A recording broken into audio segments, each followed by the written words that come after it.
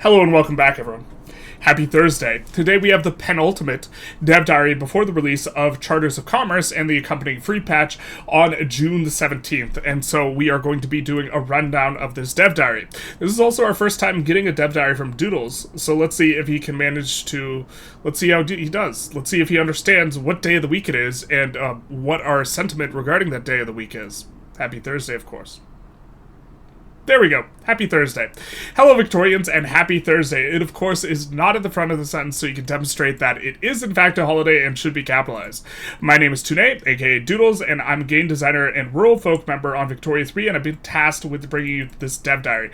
For those of you who don't know, Doodles was the former mod designer. I don't think he updates it anymore for Victoria Tweaks mod, and they poached him. They got him. They got to him. So now he's a dev, and so that's why Victoria Tweaks mod, I think, is probably never going to get updated again. Or if he's updating it, I apologize for misinforming everyone.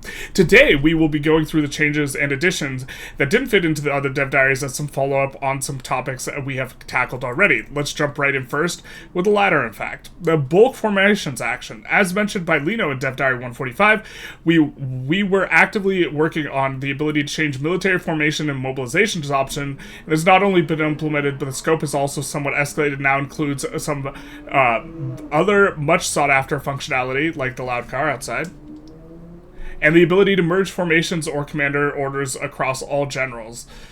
Very nice. I hope that, wow, it'd be so cool if so like, generally you want to have at least one commander defending and at least one commander pushing. If you are pushing, well, obviously you need one pushing, and so being able to have them work in concert in that way is interesting. But you could see all the orders that are being put in. I wonder if this one is an additional one where some of these are custom, and these three armies, you can change all of their things simultaneously. So this will save you a lot of clicks when reorganizing your armies, which has kind of in the past been something that is a little bit of a struggle, or it's the system for changing this is a little obtuse. So especially for the MP guys, this will be a big deal, I think, where you are having to micro a ton of armies and this type of thing, and it's in real time and you can't pause. We also have blockades. A blockade is a new type of commander order for admirals that allows them to cut off world market access and supply lines from creating in ports adjacent to their designated sea zones. Fantastic. And this lack of access should affect the military a little bit. I don't think that they have huge malices for the military. It's like a morale effect thing. But people have been wanting to be able to... You should be able to dump on someone's economy really hard by cutting them off to the access to the world market. And so this is something that is pretty significant and should be more effective than just raiding the navies, although we're not sure. Pictured here is the Royal Navy blockading Guangdong Bay. It's the century of humiliation. Jump in. Feels bad, man. Blockades differ from conventional convoy raiding in that they require overwhelming naval supremacy but can inflict massive damage on the targeting country. The defending nation does not have to helplessly watch this unfold, of course. They can always choose to send their own fleet to engage your navy and try and break the blockade. Yeah, like you're stopping the British Royal Navy with your junks. Yeah, those junks aren't going to do it. This shout out to the Century of Humiliation. They're making a comeback, though. Whether you want to deploy or the other will depend on your situation. Means, of course, you could, of course, the makeup of your fleet in comparison to your enemy. Capital ships, in particular, will still be able to instill fear and whiplash into anyone contemplating sailing that day on account of being so large and, what I've been told, have lots of guns. We do see more blockade strength. They're great for blockading ports, but you may want to rely on smaller vessels for raiding businesses instead. Very interesting. So, like, currently the metagame in terms of composition is that the AI is fundamentally unable to assign the proper number of admirals to navies. And if you have one admiral and it's leading 100 ships, the way that it works is you will assign 100 ships into the battle, or the maximum amount of ships to the front.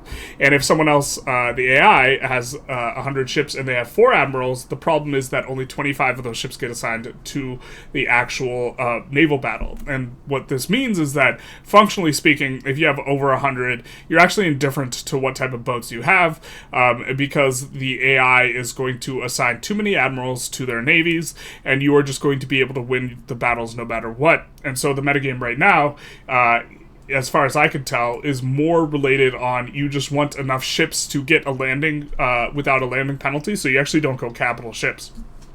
Unless you're playing multiplayer. If you're playing multiplayer, then you max out capital ships. But the point here is that now there's actually incentive to go these heavy ships because they're better at blockading. And you can have more of a role-playing, or like... Role-playing is not a storytelling type, but role-playing is in the sense that each navy or sort of ship is going to have more of a role that it in particular is going to be good at, and the capital ships are going to be good at not just fighting now, but also at blockading. So we also see minus 90% convoy rating efficiency, although I still imagine that the meta is probably still, to the extent that you want to build a bunch of ships, is from like the economic stimulation perspective, like torpedo boats are still like the best thing, and you just spam them. But now this is all that I have for you on the Navy side of things for today. For today. Of course, he's laying it on thick that we have some more for another day, and this is probably something that people, if you want to look into this thing, so one proud Bavarian worked with Doodles a lot on specifically the Victoria Tweaks mod. One proud Bavarian has a video on Navy specifically, and how he thinks it should be overhauled. And while I cannot remember the TLDR of that video, it's something he has felt very strong for a while, and so I assume that accompanying that, Doodles has some very strong opinions on Navy, and is, as far as he has any influence as someone who's just walking onto the team, which is probably that he doesn't, he's probably going to push for Navy changes. But before we continue, I'd like to reinform that we will actively be looking into further naval improvements and additions going forward. Okay. But also, that's all we have for today. Now, next up we have strategic objectives. Strategic objectives are a feature we introduced back in Update 1.2 that allows you to designate a state as a target to advance towards, and on top of any war goals you might also already have. And generally speaking, this like kind of works, but it's always really frustrating when it doesn't. This, however, was before we introduced military formations, and has never really meshed well with it and other subsequent changes and additions to warfare, to the point of that it essentially only worked on one general at a time. Yeah, it works really well if you are advancing with exactly one general. And then you will push in a straight line towards the thing, but if you're not, it doesn't really work as well as you'd want it to. To that end, we've decided to not only fix how strategic objectives work under the hood, but also fix them over the hood, to make them more responsive and also louder as a car outside, although all is silent on the Western Front. But instead, took time to make them into something more. Therefore, we have moved them from being something that exists per front, instead to something that is attached to individual formations. This felt particularly necessary as fronts are no longer guaranteed to be contiguous objects either. Yeah. The fronts, as you recall, are more regional in nature, which of course is good because this means they can't spaghetti. You can't tortellini if you can't make the pasta, if that makes sense. I think that's a perfect analogy.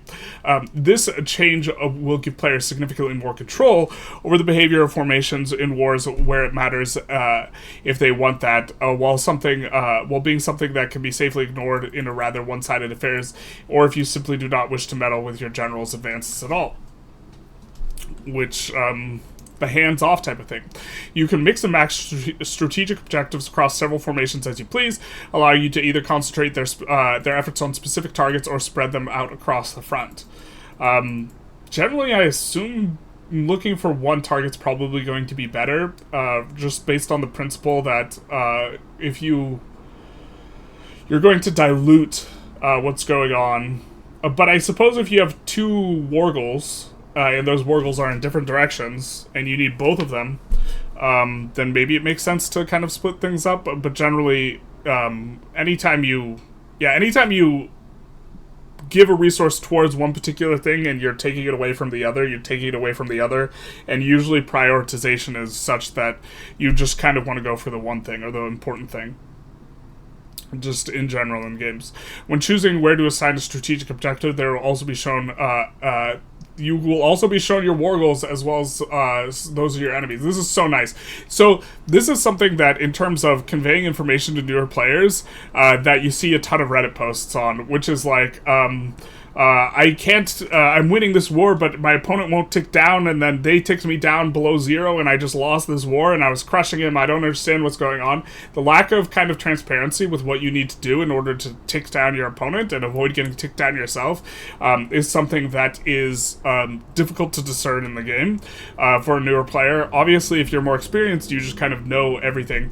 Well, not everything, but you know, like, how the war goals in this type of system works. But if you're completely new, this is like very opaque system, and this is a really nice kind of adjustment, which is, when you're looking at objectives, it shows you what you need to take in order to realize the war goals. So very nice for a new player.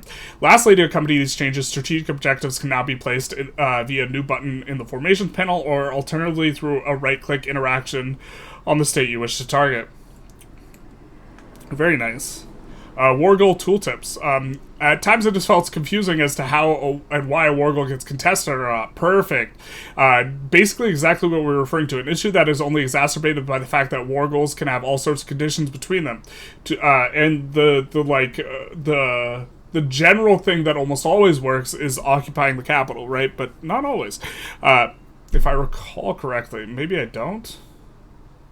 I think occupying the capital actually always works. It's just sometimes you can't really occupy the capital, so you have to go for other things, or like it's not feasible, or well, it kind of always is, but like, yeah. Anyway, to alleviate this problem, the war goal tooltips have always been updated, or have been updated to now clearly state how a war goal can be pressed. This war goal can be contested if any of the following are true. Great Britain's allies occupy Hejaz, they occupy the Hijazi capital, or they occupy the Egyptian Lower Canal. So you could either occupy Hejaz itself, you could occupy the capital of the person who owns Hejaz, or you could occupy the person who is the overlord of the person who owns Hejaz, and all of these will satisfy the conditions for the war goal here. So the fact that things are a little bit more clear now is fantastic. This is something that's so rough for a new player, and I think an experience with like a negative experience with this type of thing, I think is something that makes people just like actually just stop playing the game entirely. So it doesn't really matter if you kind of know what's going on, but I think it's an important change for game health. These will be all things military for this dev diary, as we are always... this will be all things military for this dev diary. As always, we are looking forward to your feedback. Okay. For some reason, that sentence strikes me as strange. I don't know why, though. Company prosperity. In Dev Diary 147, we mentioned that company prosperity is now a target value that a company drifts towards, as well as some smaller changes and additions. A very, very nice change that it's an equilibrium thing rather than a binary. You either have prosperity or you don't, and it ticks up or down. Like the popularity of newly added executives. The formula has since received a small but noticeable change, where in the past a base prosperity was based on the productivity of company relative to other companies, is now stayed based on the productivity of company compared to global productivity of the types of buildings owned by said company. This is such a good change. So it used to be the case that some industries just aren't very productive in general. Well, we're looking at you like grain production, or well, what's one that's like really bad? Railroads is really bad. Just generally not productive, and the fact that the railroads have to get compared to the iron mines, which are generally pretty productive, means that it was really, really hard to get at the prosperity bonus, because your not productive industry, its productivity is getting compared to the productive industry's productivity, and if it has to pass a certain threshold, and so very hard to get the bonus. Now, it's the railroads getting compared to the railroads, which means that it's going to be much, much easier to get your prosperity bonuses if you have industries that aren't that good, which generally are like stuff like agrarian industries. Although, to be fair, agrarian industries in general still have the strangeness, as far as I know, where the company ownership is capitalist ownership, and some of the agrarian bonuses are landowner oriented, and you just don't get those. If you're leaning into or you don't get landowner bonuses on your companies if they're led by capitalists, or the aristocrat bonuses, rather. But anyways, in other words, if a company owns a logging camp and a rye farm, its prosperity from productivity will be based on how well it compares to the average productivity of logging camps and rye farms across the world. So, railway companies rejoice, basically, and also electricity companies. Country monopolies. As you may recall, we added the ability to grant monopolies on specific types of buildings via our new company charters feature. But what if you wanted to be the one doing the monopolizing? Well, now you can, thanks to our new country monopolies feature. Each country monopoly comes with an additional with a cost and authority, and in turn blocks private investors from constructing new buildings of this type.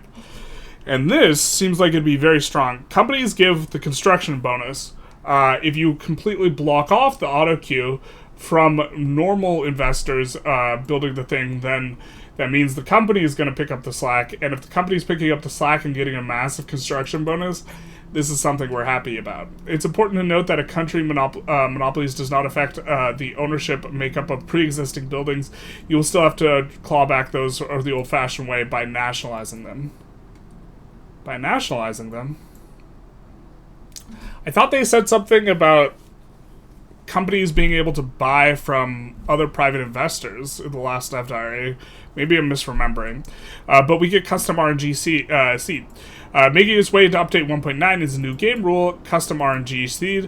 When activated, it allows you to set a custom seed that the random rolls in your game will be based on, which should be partially useful for the modders amongst you, or if you simply don't like the ideology of your Japanese landowner IG leader spawned with. Custom RNG seed drama, yeah, basically. You could have Iron Man active with an RNG seed. Yeah, so this is going to be nice if for re-rolling for particular things, or I guess from a content perspective, if you have to re-roll a bunch for a particular thing to happen at the start, now you can save whatever the seed is, or I guess you re-roll specific seeds, and then you can have it so that your viewers don't have to re-roll 30 times or whatever in order to get the particular start you were looking for. Like we did with our Japan run, where it's not very often that you can get the British to help you invade China. Shout out to the Century Humiliation. And having to re-roll a whole bunch in order to do it, it's like, it kind of feels bad to make a video where what you're doing isn't really that replicable, and I generally try to avoid it, but getting that war at the start is just so valuable as Japan, and thematically you want to expand into Manchuria and China anyways, so like even from an RP perspective it's something you want to get done, but this will hopefully maybe make that easier. Quality of life changes, my favorite. I love it when the quality of my life improves. And next up, we have a couple of quality of life and UX changes and additions coming with the 1.9 update. You'll have to wait for the full changelog next week for all the details, but there are a couple that I'd like to highlight today. Woo! Private investment log. While hovering over the upcoming private construction plan, you will now be greeted with tooltip with some of the most recent investments conducted by your pops, including constructions and privatizations. This is so nice. So one of the things that I think that Victoria 3 generally kind of struggles with is conveying information to the player about like kind of what's going on, especially in particular in the particulars of areas in which Victoria 3 is really good, and one of those is like the way investment works and private investment and this type of thing, and generally this system is like relatively opaque to the player, as is POPs, which is like the heart of Victoria 3, and so the fact that we are getting a tooltip which is going to show a lot of what has been done kind of recently, is going to be nice from the perspective of making things more transparent to the player, who at a glance could kind of try and see what's going on better, rather than just having an idea of exactly how many of these industries we had before, and then keeping that in mind, and then looking to what it goes to next time, which is like kind of how you would have to do it before. And so reducing the friction by which you can notice things that are relevant to where Victoria 3 is kind of winning is something that is going to be like valuable from the perspective of improving that UI for players. But colonization colonization is the topic I have thrown much shade at Doodles for, because Doodles implemented a change, was responsible for a change in colonization that I was very much not a fan of, which was requiring a port in order to colonize. Now, I'm fine with the requirement, but I hated it because I would click colonize, and then the colony would start, and then it would not continue because it didn't have a port, and I would forget about it. I wouldn't queue up a port, and my colony would just not colonize, and I'd look back like 10 years later, and I'm like, what gives? Nothing's happened. And so this is a Doodles change because this is a Victoria Tweaks thing, and so it has his fingerprints on it. But continuing here, when colonizing a new overseas state, you will now be granted a port in that state. Fantastic. So now we don't have to click. When colonizing, we can just click once again instead of needing to click 7 times. For the price, of course, it makes sense, since otherwise colonization will be halted until you do so. To cut down on busy work, we decided to just merge this step into the interaction itself. So you pay money to colonize, you get the port. It's perfect. You need to have a port in order to colonize, which is going to be good, because if you get cut off from having a port, you stop colonizing, this type of thing. Mechanically, so if you're going in on Kenya, right, and Kenya is taken from you, and you're colonizing Rift Valley, your Rift Valley colony can't operate anymore because it doesn't have access to the Kenya port. So getting denied Kenya will completely stop colonization in that region, is the idea of needing the port. But now you don't, click colonize Kenya, and then you forget to put down a port, and then Great Britain cuts you off when you're playing France, and you just cry. Except you're playing France, so you're the one who's making everyone else cry. But yeah, fantastic change. Less clicks than ever before. The important part. Woohoo. Really love this change. Absolutely, positively was railing on the change to requirements of ports, not because it's a bad requirement, but because we would forget to put in the port, then we'd feel stupid, and it was just, like, from a gameplay perspective, bad. But now it's great. Movements. Real OGs move in silence like lasagna. Additionally, in the never-ending quest to surface more important information to the highest level movements, we have received a bit of a facelift with generic movement icons being replaced with the core movement ideology of each movement, or a fitting flag if there is one. On the top left of the tooltip, and the now clearly lists the laws and movement supports instead of just having them to dig further. So we see liberal supports all this and doesn't like all this. That seems good. I think we like that. I'm not sure how I feel about the wraparound. Seems like you have extra space, but okay. Or it being this wide if you don't need that.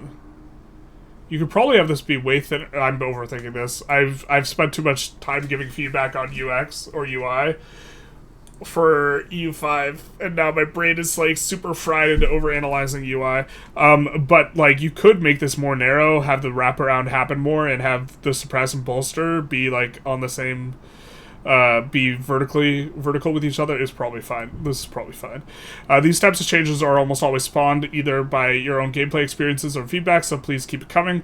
With every update, we try and optimize as many tooltips. Doodles, if you're listening, there's a tooltip. I guess I haven't checked it super recently, but there's a tooltip I have said is the worst tooltip and the most misleading tooltip in all of Victoria 3 for some time now, which is if you hover the innovation thing, it uses the word cap. And it says that there's an innovation cap. And this is not a hard cap, but rather a soft cap in-game. And I think that in terms of tooltips misleading the player, I think that this is the absolute worst tooltip, and it would require like 5 minutes to change. Because it's not a cap, it's a soft cap. If you go over that soft cap, research is still useful. Players think that new players especially think that there's just an innovation hard cap, and it just has to do with the language with which it's written. It's unclear, and is used language that implies that you're capped, which you're not, because innovation that flows over that cap is useful for increasing text spread. It's the worst tooltip. It's been for some time. With every update, we try and optimize as many tooltips. Yeah, okay. Yeah, it really is. Map modes. Something we've been testing in 1.8 was assigning a list of contextually relevant map modes to the budget panel, and for update 1.9 we've decided to expand this into pretty much all of our other relevant panels. To this end, our wonderful artists have also created icons for every single map in game. Fantastic. We felt that both these steps were necessary in looking to improving maps modes further, and the number of map modes has increased quite substantially since release, and we will probably continue to do so in the future. Yeah, I love this reducing of friction of accessing information type of thing. And this is something we actually left feedback on EU5. Clicking the small map mode will create a list of map modes relevant to the panel, all of them with the new icons created by Ingela. I assume that's the person. So we see these icons. Do like the icons. We can see GDP ownership, global GDP, literacy, migration attraction, national GDP, national population, all these types of things where we click this and relevant map modes. Wow, this is such a good UI thing. This is so good. Because like, yeah, this is so good. I love this. I mean, like, the thing is like, we're probably not going to click it all that much. Maybe we will, but, like, from the perspective of your new player, you see this tab out to the side.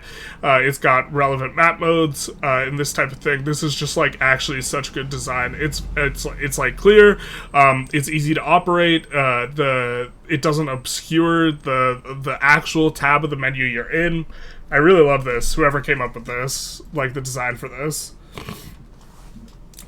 Like, again, it's probably not something we necessarily ourselves will like use a ton, but like from a UX like design perspective, it's actually just so good.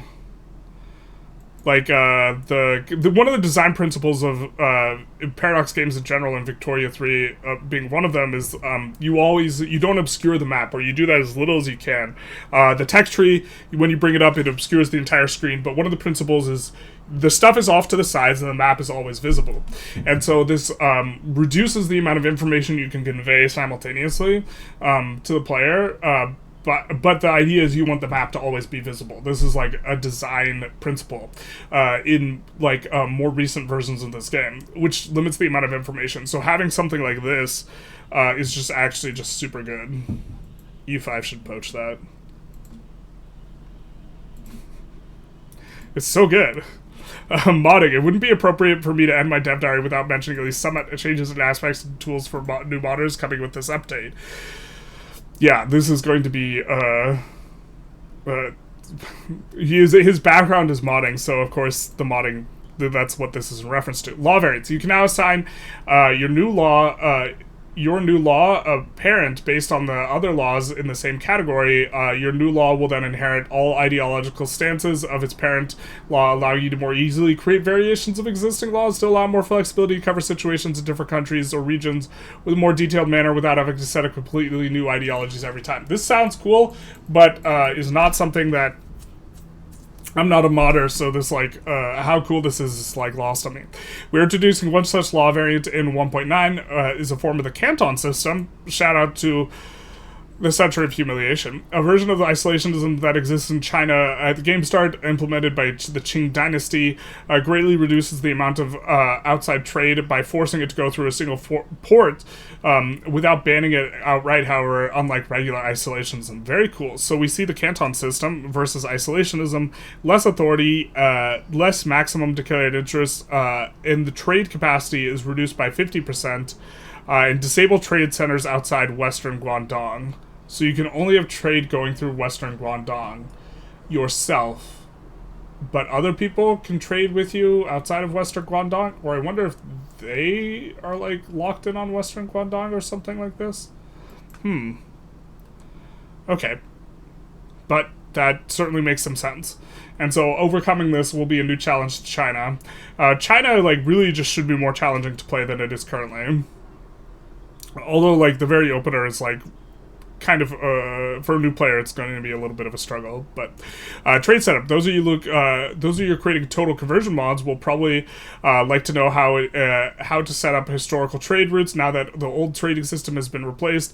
Thankfully, it's a rather simple affair. With your common history trade folder, you should now have a new file allowing you to define imports and exports state via the new add export and add import effects, just to make sure you give the sufficient trade centers when you do so. Note that these numbers will be in effect is not the number of trade goods exported, but rather the number of trade capacity that will be used. So add exports 20 will actually result in an exported quantity of 100. Okay. This stuff's like kind of all lost on me. To top things off, I've handpicked a list of some of the most exciting additions that will come to the update that I haven't already mentioned. I think this is all modding stuff, and I'm not going to read through this because I'm not going to be able to provide substantive commentary on this. But there is something I will be able to provide substantive commentary on. That will be all for today. We will be back next week with the changelog for update 1.9 in Charters of Commerce. Until then, happy Thursday and have a nice day. Have a nice day is, of course, always implied with happy Thursday, but we do get a happy salutation sandwich. Everyone knows that happy salutations belong both at the beginning and the end of correspondence in sandwich format, and Doodles, of course, hits it out of the park. So Doodles is the only dev that is batting 100% in terms of Happy Thursdays, which of course is big nice. But anyways, if you guys like this video, feel free to like, comment, subscribe, do the YouTube algorithm thing. And other than that, have a double Happy Thursday, courtesy of Doodles.